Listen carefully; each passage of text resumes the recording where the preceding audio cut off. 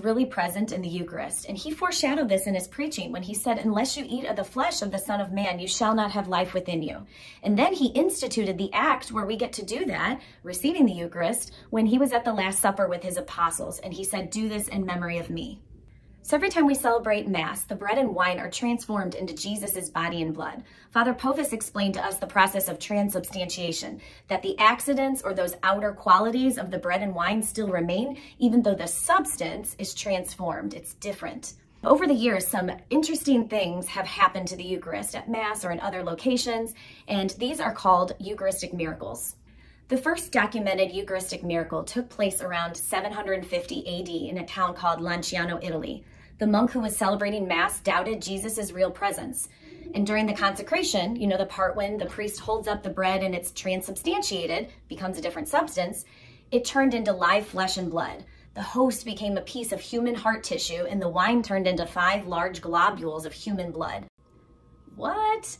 Maybe you doubt that. So did other people. So later on, many years later, in the 1970s, they commissioned a scientist to study the specimens for 4 months. He concluded that the blood that he found was of AB blood type and that it was from a man from the Middle East. The piece of flesh that was studied was found to be a piece of human heart. The World Health Organization decided to conduct their own study, and after 15 months concluded the same information. In 1331, in a small town in France, this was back when people used to come forward to the altar rail and kneel down and receive communion on the tongue instead of in their hands. And on the altar rail was a cloth. Well, on Easter Sunday, one of the last people to receive was a woman, and she came forward, and as she was receiving, the host fell out of her mouth and onto the cloth.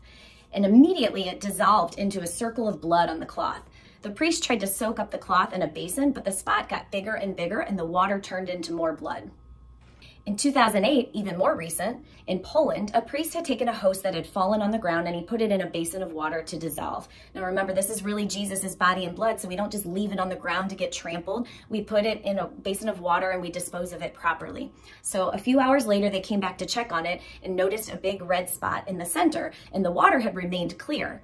And they kind of left it there and they were trying to figure out what to do. And later on, they decided they wanted to rule out, you know, maybe organic growth or mold or something. So they decided to do some tests on it. The study showed that the piece of the host that turned into a red glob had the same structure as a piece of heart tissue. But not only that, it was heart tissue of a live person nearing death. The fibers from the red glob had also become so intertwined with the bread that it was impossible for a human to replicate it. Nobody could have faked this. If you don't believe this was a miracle from God, how else could this have happened? How could they have gotten a piece of heart tissue? But not only that, a piece of tissue from a live person that had been undergoing strenuous activity. There's just no other explanation. Why does God permit this to happen or manifest himself in this way? Throughout history, it has been during periods of weakened faith or doubt of his true presence in the Eucharist. Sometimes it's happened as a result of profanity or desecration towards the Eucharist. And other times, it's just a way to help us have an understanding and a love and an appreciation for the gift of the Eucharist. Appreciating the gift that we have in the Eucharist is really important. We have the opportunity to receive the body and blood, soul and divinity of Jesus, to be united with him and nourished by him, so we have the strength to go out and become the person that he's calling us to be. Now, you don't have to believe in these miracles, but there's so many inexplicable things that have happened. Science can't explain it, and you may choose to believe or not, but sometimes it just takes that act of faith.